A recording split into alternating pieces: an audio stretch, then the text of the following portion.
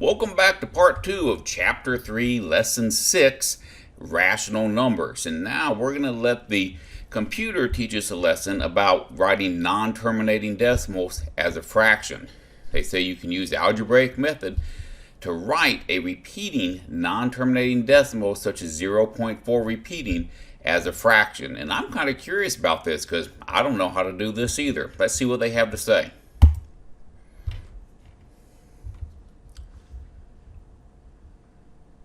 To write a non-terminating decimal as a fraction, start by assigning a variable, such as n, to the value of the decimal.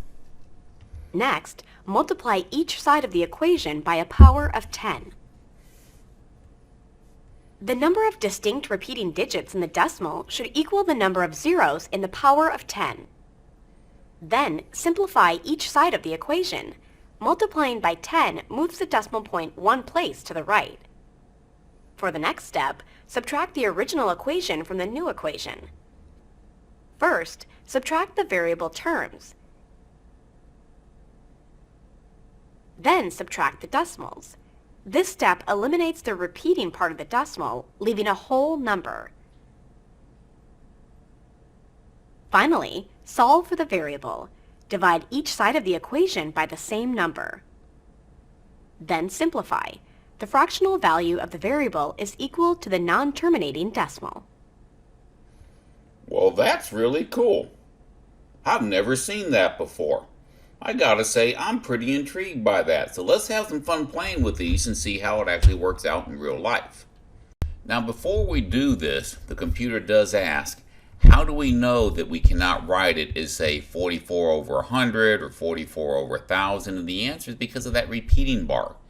If we try to do that, we would not get a truly precise answer. We'd get something close, but we're not going to get the exact answer. And that is the glory of fractions, is fractions give you a precise answer, while repeating decimals, they just give you something really, really close to the precise answer.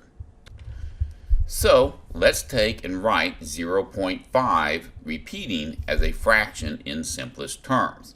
How many digits repeat here? Just one. So when we move up, we're going to set it as equal to, they start off by letting n equal to 0.5 repeating.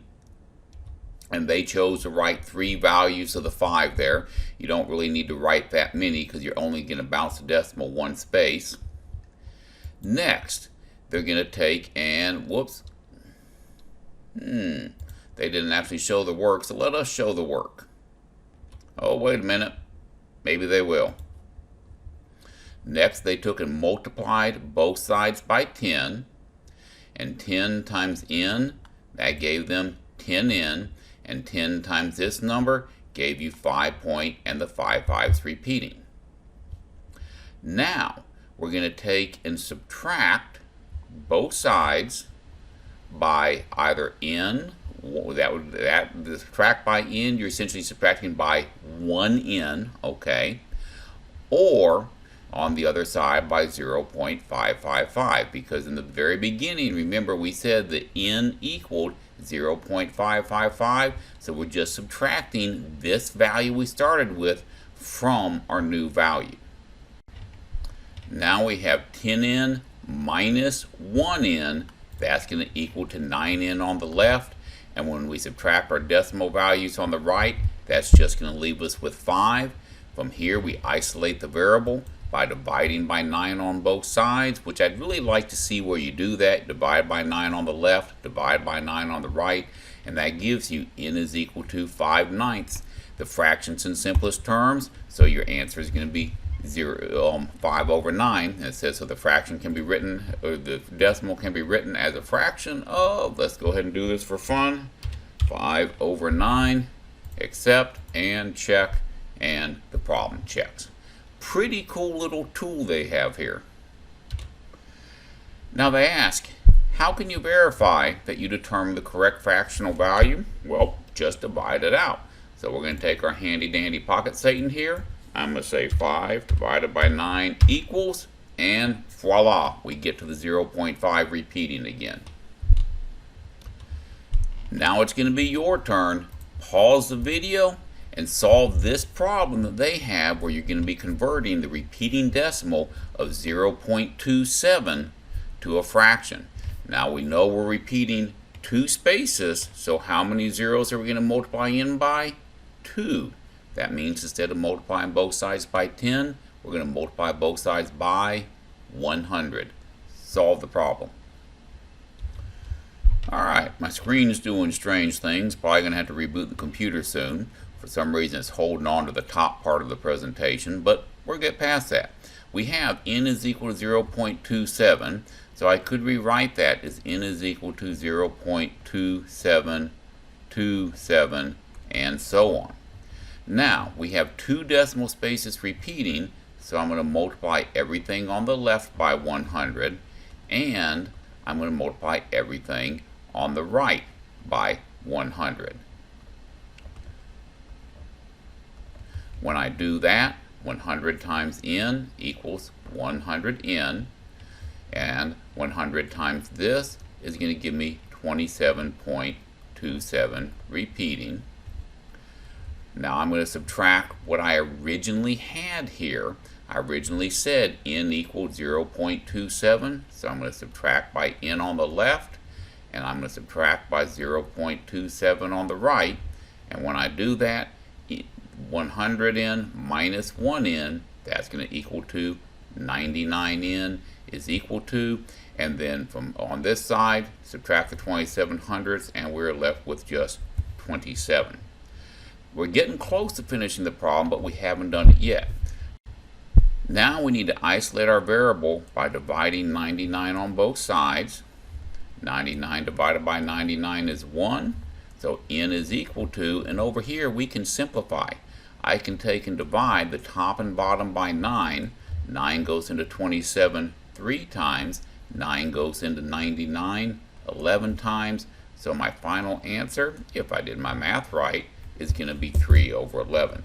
Let's jump back over to the textbook here, and we're going to type in our final answer of, give us a fraction box, 3 over 11, accept, and check, and we did it right. Now, before you get all cocky, this is showing your work here, guys. From right here down to the bottom, that's showing your work. That is what I must see. If I don't see that on each and every one of these problems of the homework, you will have done it just for, that's right, just for fun. But what if we had something that had a whole number in front of it? How would we do that? Well, we have 2.18, and they say to write that as a mixed number in simplest form. So what are we going to do? I'm betting we're just going to focus on that 0.18 repeating. But let's see what they say. I could be wrong. So now we're going to take and go forward. Nope, they didn't. They took and said let n equal to 2 point and the 181818 repeating there. And we're going to move through the steps to figure out how to write that as a repeating, as a fraction. So the next thing we're going to do, they took and multiplied both sides by 100. Why they choose 100? Because the repeating value was 2 spaces, so we multiplied by something with 2 zeros on it here. Next thing we're going to do, the next step along the way, they took and said, well, now you have 100 times n is 100n, and 100 times this is going to give us 218.181818, and so on. Now is where things are going to get really interesting, because the next thing we're going to have to do is subtract both sides by what we started with. And we started with n is equal to 2.181818. And they didn't really align the decimal up very well to make the subtraction very nice. But on the left-hand side, 100n minus 1n, that's easy. That's 99n. But on the right-hand side, 218.181818 minus 2.181818, what's that going to leave me with? That is going to leave me with 216 on the right-hand side. So I'm going to take and put 216 right here. Check that. That checked good.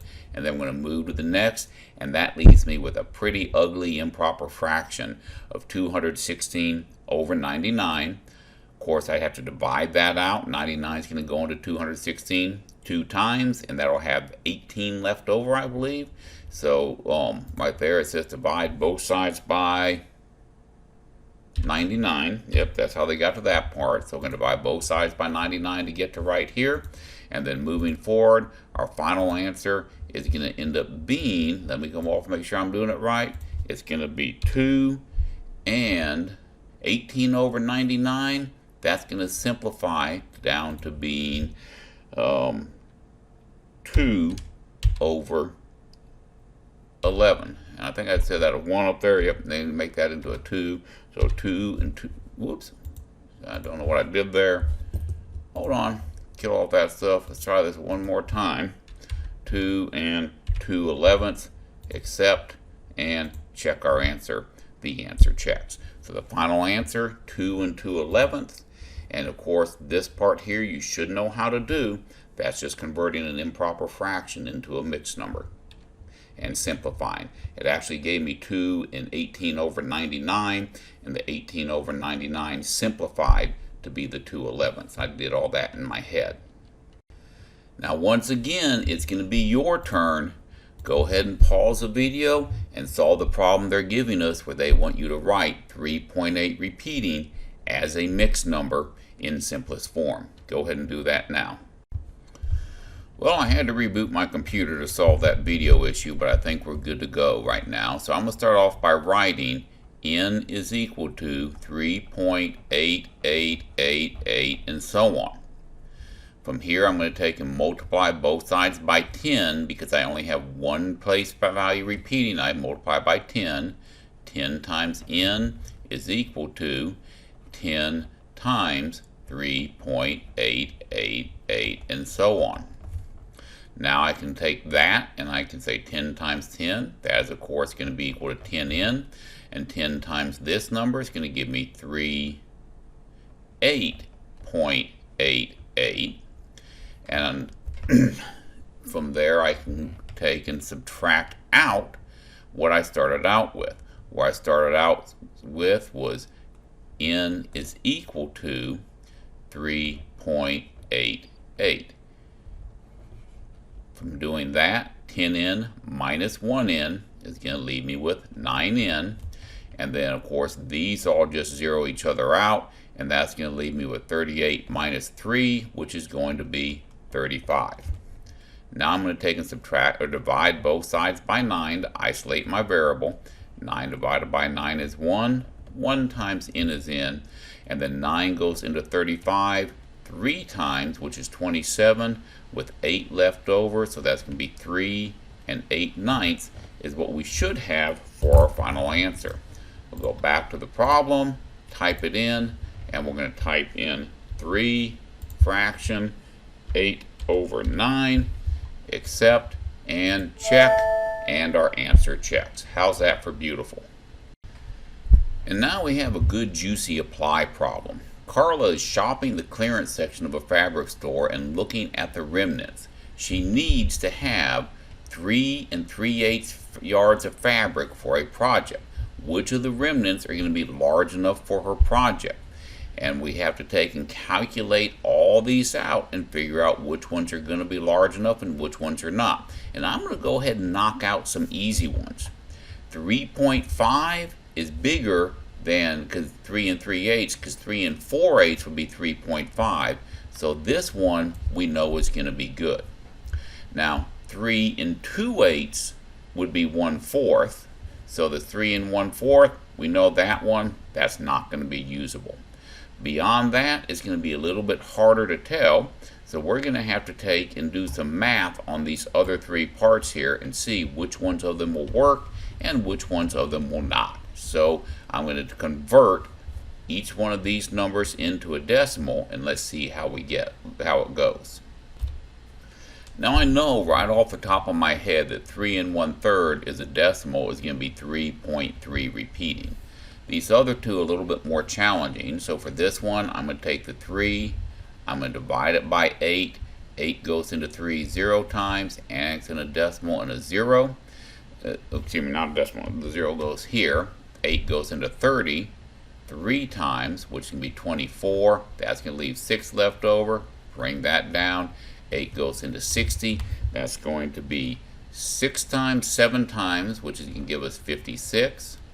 And then we take and subtract that out. We have a 4 left over. Annex in another 0. 8 goes into 45 times. And that's where it's going to terminate. So we're going to know that this number is 3.375, which I think was one of our possible answers. Let me look over here. 3.375. That's going to be usable. Now we need to take 3 2/5. Well, 3 2/5, I'm going to cheat on this one. I'm going to say that is equal to 3 4/10. Well, I doubled both of those, and that means it is equal to 3.4 as a terminating decimal. 3.4 is bigger than 3.375, so I'm going to know that that one is usable. And finally, 3.3 repeating, that's less than 3.375, so I know that that one is not usable. We're going to check our answer, and what do they say? Check the answer. It said something's wrong. Which one did it say is wrong? 3.5 yards should be usable. Let's spread them out, see if we can figure out what they said is wrong. 3 2/5, that's going to be 3.4. Nope, they're saying that this one here, 3.75. Ah, you know why? Right there. More than. That word more than got me in trouble. That 3 3/8 is exactly 3.75. It's not more than. So we need to take and put it down here. And yep, there you go. That was the issue. That's it for today. Y'all have a good time doing your homework tonight, and I will see you tomorrow.